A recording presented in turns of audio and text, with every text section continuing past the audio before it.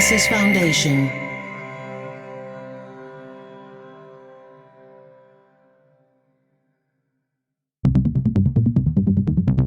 Dublab.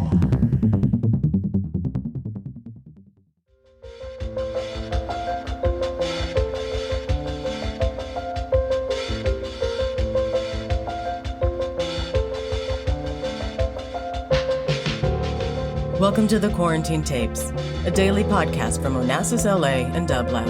Hosted by Paul Holdengräber, this series chronicles shifting paradigms in the era of social distancing.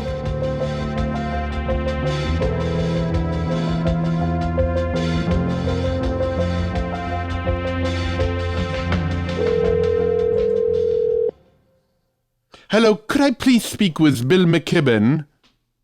You got him. Bill, what a pleasure to have you on the phone, and thank you so much for taking this call and for being part of the Quarantine Tapes. Where do I find you at the present moment? How are you living your quarantine? Paul, I'm actually having an easier time of it than most people. I live out in the woods in Vermont, and so life hasn't changed all that much, but I'm at the moment in a parking lot about a mile from home because the Wi-Fi at our house isn't strong enough to do this kind of thing. But I've got a beautiful view up of the Green Mountains on a sunny spring day, so no complaints. So things haven't changed so much during this pandemic for you, and yet the world has seems to have changed, or at least have paused. And you once said that the pandemic feels like a rehearsal, and I'm wondering, a rehearsal for what, and what is this play we're in the middle of? Well, I've had a long time to think about crises, Paul. I wrote the first book about climate change, 31 years ago now, and so I spent a lot of time thinking about what's coming at us and watching the early stages of that, watching the crises that have begun to hit around the world. I mean, remember, it was only 12 weeks or so ago before the virus that we were watching slack-jawed at the continent of Australia burning itself to the ground. So I think that though there's no such thing as a silver lining to something this traumatic, there are maybe some possibilities to learn a few lessons coming out of it. And if we're going to go through this much pain and trauma, we might as well at least try to pick up a few ideas along the way.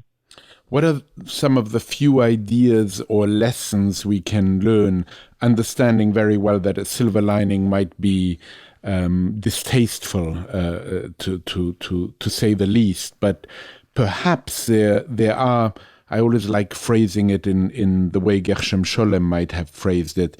Perhaps there are shards of hope, or perhaps this pandemic points to another way, perhaps, I'm sorry, I'm using the word perhaps again and again, of living. I think that the first observation I'd make is that this thing makes it very clear that we better accept the fact that physical reality is real. And that sounds like a trite and obvious thing to say, but really we live in a world of screens where reality seems easy to manipulate. And it's taken me 30 years of hard work trying to convince people that physics and chemistry are real, that the CO2 molecule is not to be negotiated with or compromised with. The virus, the microbe, proves the same thing about biology. It doesn't matter how much the president stands up at his lectern and calls it a hoax or says it's going to go away by Easter or on and on and on. The microbe's in charge here, not the man. If it says stand 6 feet apart, then you best stand 6 feet apart. That's how it works. So to me, that's lesson one, and it's an important one. And it has a corollary, a kind of second lesson, I think, which is that, speed, timing is of the utmost importance. We know from watching the coronavirus now what happens when you delay. The U.S. and South Korea had their first case on the same day in January. The South Koreans went right to work. They decided they were going to do some disruptive things. They stopped large gatherings and they began testing people left and right. As a result, they're now looking at this largely through the rearview mirror, hoping that they don't get a second outbreak, but they've done a very good job. The U.S., of course, took exactly the opposite tack. Our president decided that he didn't want to hear the bad news, and so he spent 6 weeks pretending that it wasn't going to happen. And then when it happened anyway, A, we had to disrupt life much more than we would have. We had to lock down the whole country. And B, even with that incredible disruption and economic chaos, we're going to pay a huge price in human life and suffering. So on every count, the delay seemed like a bad idea. That's a very good analog for what we know about the overarching climate crisis. If we'd gone to work flattening the carbon curve 30 years ago when scientists first sounded the warning, we could have taken much less disruptive steps, say a modest price on carbon, and 30 years later, the curve would have been bent in very, very useful ways. But we didn't. We doubled down because the oil industry didn't want to have anything that disrupted its business model. And here we are 30 years later. Now we're going to have to move quickly still. Speed is the only thing that gives us any chance, but it's going to have to be really disruptive. And even if we do it, we're going to pay a high price. We're already paying a high price. You know, we've lost half the summer sea ice in the Arctic now. Nobody has a plan for refreezing. We see, the ocean's 30% more acidic than it was 40 years ago. We've lost half the wild animals on planet Earth in the last 40 years. Look, it's a bad scene, but speed is still of the essence. And the third lesson, I think, is that social solidarity really, really matters. I've lived most of my adult life in the world kind of politically defined by people like Ronald Reagan, with the idea that markets would solve all problems, that the basic job of human beings was to work on getting rich themselves. It was Reagan who hilariously, said the scariest words in the English language were, "I'm from the government and I'm here to help." But those aren't the scariest words in the English language. The scariest words in the English language are, "We've run out of ventilators. The hillside behind your house is caught on fire." And those are the kind of problems you can only address if you have human solidarity, if you have people who have built connections, the thing we call government, that allows us to help each other in an efficient and comprehensive way to deal with problems of this size and scale. And we're seeing now what the price is when you try to dismantle that government. The conservatives announced that they wanted to shrink government to the size where you could drown it in a bathtub. Well, they've shrunk it so far that it can't find masks for doctors to wear. We screwed up. And we need to recognize that so we can get back to building the kind of connections that will allow us to weather the even bigger storms that are coming our way thanks to climate change. What struck me so strongly in what you just said is that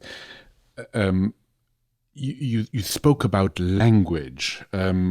What is scary? What is the scariest expression or sentence in the English language? And it reminded me of a line in Hannah Arendt where she says, "We all grow up and inherit a certain vocabulary. We then have got to examine this vocabulary." And I'm wondering, as you look back at your long career and your earlier work, which now celebrated its 30th year, more than 30th year, if you could go back to the 1980s, knowing what you know now, would you use a different language to describe what we now call the climate crisis? And do you think by using a different language back then, we would have acted more right now? Probably not. I mean, I'm afraid that, I wish it were otherwise, but I'm afraid that my original book on all this pretty much got it right. I mean, the title of it was The Not Very Cheerful, The End of Nature. Not very cheerful. So I think we were sounding the alarm from the beginning. But what I would have done differently was realize that this was a problem that wasn't going to be solved most language. I assumed for some years after writing that, Paul, that we were engaged in an argument, and that once we'd won the argument, our leaders would go to work doing what was needed. So the right thing to do would be write more books, have more symposiums, publish more articles, give more lectures. All of that's good and useful and helpful, but at a certain point became clear to me that we'd long since won the argument. By, 1995 or so, the world scientists were in robust and deep consensus about what was going on and what it was going to mean. We'd won the argument. We were just losing the fight, because the fight wasn't about reason and data and analysis and language. The fight was about what most big fights are usually about: money and power. And the other side in that fight, the fossil fuel industry, was so rich that it had so much power that it was able to, it was able and willing to keep its business model going for a few decades more, even at the cost of breaking the planet. Now, that sounds like a hyperbolic thing to say, and I might not have said it that way even a few years ago, because I try not to exaggerate. But great investigative reporting in places like the LA Times and Inside Climate News, the Pulitzer-winning website, and at the Columbia Journalism School has let us know over the last 4 or 5 years that the fossil fuel industry knew everything there was to know about climate change back in the 1980s. Stands to reason, if you think about it, that they would have. Exxon was the biggest company on Earth. It had excellent staff of scientists, and its product was carbon. So, of course, they were going to find out what was going on. And they did early on, by the early 1980s, before there was any real public knowledge about any of this. Their scientists were telling their executives how much and how fast it was going to warm. And they were spot on. People have found charts that predict with uncanny accuracy what the temperature and the CO2 concentration would be in 2020. They were right. And they were believed by their executives. Exxon began to build its drilling rigs to compensate for the rise in sea level they knew was on the way. What they didn't do was tell the rest of us. Instead, they began building all across that industry this expensive architecture of deceit and denial and disinformation. They hired people who'd worked for the tobacco industry to try and do the same thing they'd done for them, which was, prolong our addiction to cigarettes by a couple more decades so they could make more money. And they were successful. They managed to keep us for 30 years locked in a phony debate about whether or not global warming was real. The debate both sides knew the answer to at the beginning. It's just one of them was willing to lie. And that lie, probably the most consequential lie in human history. It cost us 30 years when we could have been hard at work on all of this. To stay for a moment longer on terminology, there's a line in an essay that Rebecca Solnit published in The Guardian in April 2014, which ends with this line where she writes, "Climate change is global-scale violence against places and species as well as against human beings. Once we call it by name, we can start having a real conversation about our priorities and values, because the revolt against brutality begins with a revolt against the language that hides that brutality." And in a report from June 2019, the UN wrote about the risk of climate apartheid. How do you feel, in the light of what I read from Rebecca Solnit, how do you feel about that terminology? I think Rebecca's she's a dear friend, and she's one of the great writers on this crisis that we have, and not only a great writer, a great activist. Right. She and Naomi Klein both deserve enormous praise, not only for writing beautifully and powerfully, but for putting that into action by working. Rebecca's been a tremendous help, and I think that her depiction of it is entirely correct, as is the UN's. And in fact, that idea of apartheid kind of underlaying one of the really large initiatives that we've all been working on in recent years. it was in 2012 that Naomi Klein and I came up with the idea for this kind of global fossil fuel divestment movement, modeled very consciously on the divestment movement against apartheid that had happened when we were in college. Yeah. And one of the first people to join in the call for fossil fuel divestment was Desmond Tutu, who said in 2012, I think, or 2013, that climate change was the human rights crisis of our time, as apartheid had been a generation earlier. So that's the kind of language that people have been using from the beginning, and I think it's been very powerful. And I would highly recommend people reading Naomi's books, most recently on fire, and Rebecca's, maybe most poignantly for the moment that we're in, her classic book, Paradise Built in Hell, about the way that human beings react to disasters and crises.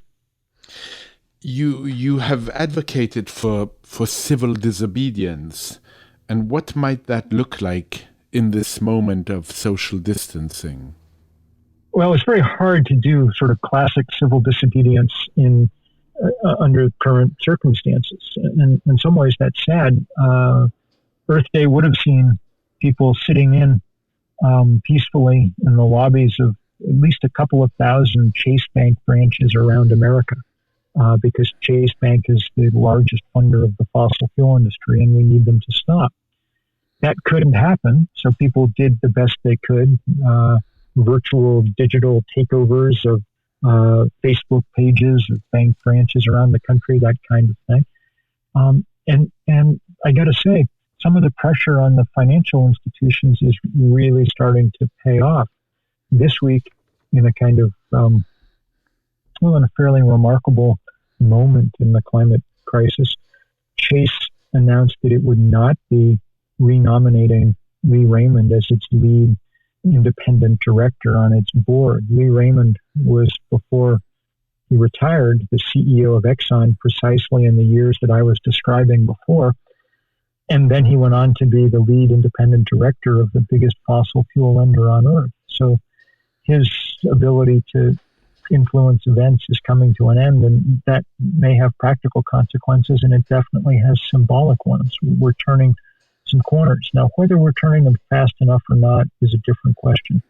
We've waited a very long time to get started in this fight against climate change, and it has considerable momentum. As I said before, our failure to flatten the carbon curve is something we will come to rue, probably even more than our failure to flatten the corona curve.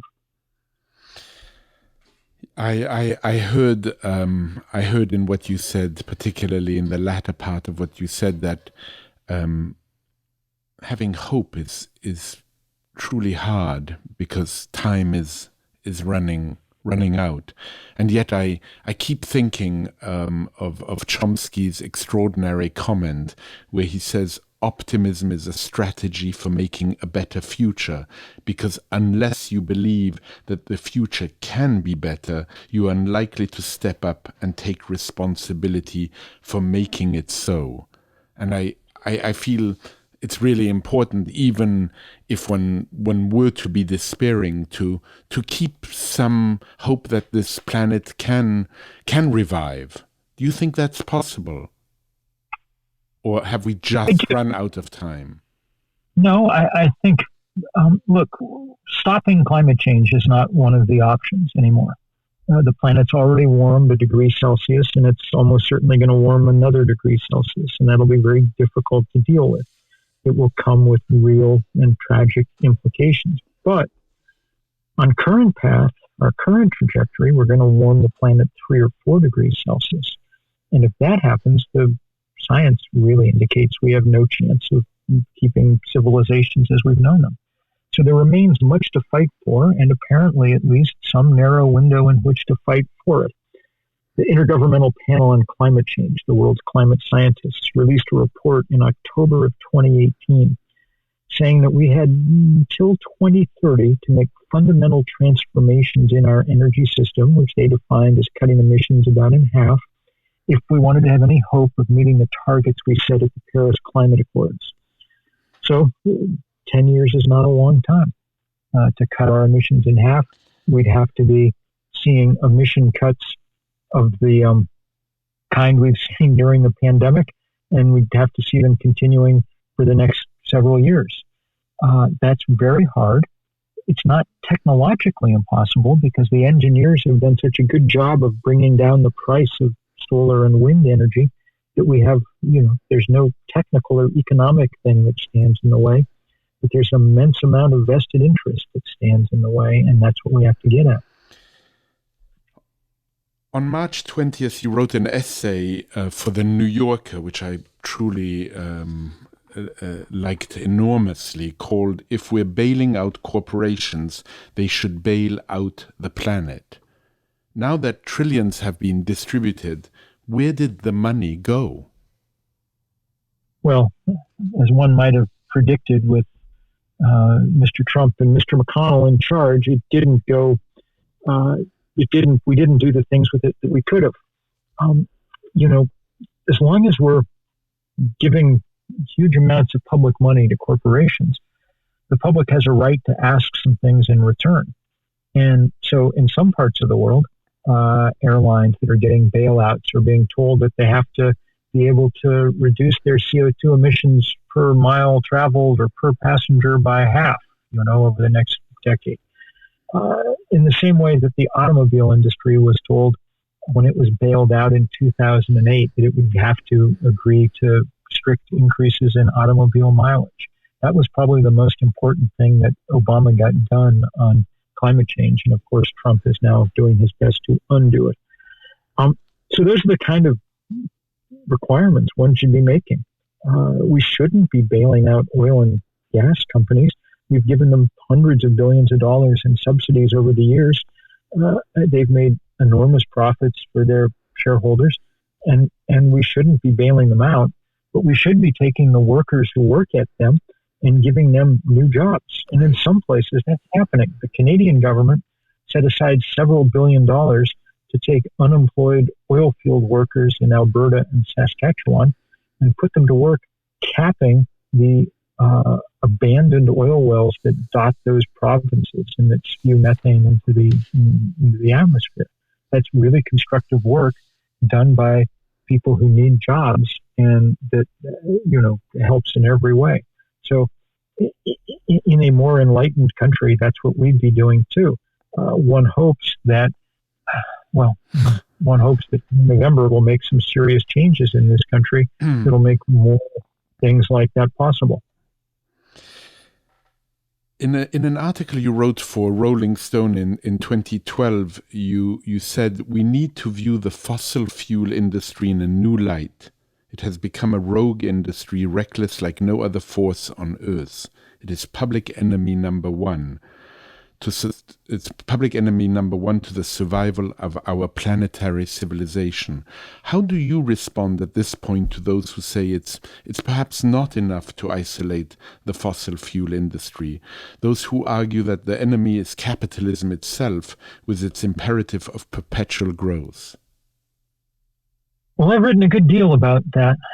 My book, Deep Economy, is a deep critique of growth, but I don't really know how to, what it is you do in the real world to try and legislate that. I do have some sense of what you do to try to bring to heel the fossil fuel industry. And I think if we do, it's one of the biggest steps we could take towards a very different kind of economy. Not only because it, moves us towards a more localized economy. Sun and wind are available everywhere as opposed to oil and gas and coal, which you find in very few places. But it also leads to an economy less unequal than the one we have now. One of the biggest sources of inequality in our world is precisely that distribution of scarce fossil fuel resources. That's how the Koch brothers became the dominant political players in America, for instance. Basically, they used the fact that they were the biggest oil and gas barons in the country to buy a political party and use it for all kinds of things, including making sure we didn't do anything about climate change. That's why the king of Saudi Arabia, and it's the only reason anyone pays attention to him. I mean, it's not like he has some good idea about how to run the world. He just chops people's heads off with swords, but he has a lot of oil under his country, so everybody bows and scrapes. That would change in a world that ran differently, and I think that we'd see an increase in democracy that would allow us to make other changes. So it seems, at least for me, worthwhile to work on that. One of the things I think about so much now, Bill, is teenagers and the world we're giving them as elders, as it were. I think you and I are just about the same age. And I'm wondering what we can tell them, and how if you were a teenager now, would you with what you know, but being much younger, how you would want to act? Well, Paul, this week in very good news. Okay. We don't need to tell teenagers a darn thing. We just need to listen to them. It's really young people who are the heart of the fight in this most important of battles. In the last few years, we've seen first the rise of the Sunrise Movement, which was all kids just out of college who'd worked hard on campus in this fossil fuel divestment campaign. When they graduated, they went on to form the Sunrise Movement. That's where we got the Green New Deal from. They're the ones who recruited Alexandria Ocasio-Cortez and Ed Markey and others to put forward this crucial legislation. And then behind them, you've got the millions upon millions of high schoolers around the planet who rallied to the idea that Greta Thunberg first put out. Greta's magnificent. I've come to really like and enjoy working with her. But the good news, the best news is there are 10,000 Gretas all over the planet, young people who are just amazing. And so I think that the most important thing is to pay attention to them. Do not, however, decide that it's okay to offload the most difficult problem the planet ever faced onto the shoulders of high school sophomores. They can't solve this problem. All they can do is enlist those of us with the political power, the vote, and the financial power, bank accounts and credit cards and things, to put pressure where pressure will work. I love your response. In a way, what you said to me, Bill, is we, the elders, might be the problem, not the younger generation. And I was thinking of the wonderful line in Greta Thunberg's speech at the National Assembly in July 2019, when she said, "I believe that the biggest danger is not our inaction. The real danger is when companies and politicians are making it look like real action is happening, when in fact almost nothing is being done." What do you think about that? I think Greta is right on as usual. And that's why that's why we take the fight as hard as we can at the center of the fight. I mean, it's not easy taking on the biggest banks in the world and insurance companies and asset managers. Not easy taking on the pillars of global capital, but that's where the fight is. And we're beginning to make some progress, It was quite astonishing earlier this year when BlackRock, the biggest asset manager on Earth, made a series of statements and announcements about the degree to which it was going to take climate change now as a fundamental part of all its decision-making. We will see, even in the course of this spring, as corporate annual meetings roll out, we'll see whether they're telling the truth or not. But it's a sign of how big and useful these campaigns that all of us have, gotten ginned up really are. Bill, what a pleasure to talk to you, really. And I feel that we're leaving each other here on a somewhat hopeful note. Absolutely, Paul. Yeah. And it's a pleasure to talk with you, and please stay safe and healthy, and thank you for this good work you're doing. You too, and I hope that for the moment I send you a virtual hug, but I hope soon I'll be able to make it in person. Amen. Take care, brother. You too. Bye-bye, Bill. Bye-bye. To support this show and Dublab's progressive programming, go to dublab.com/support.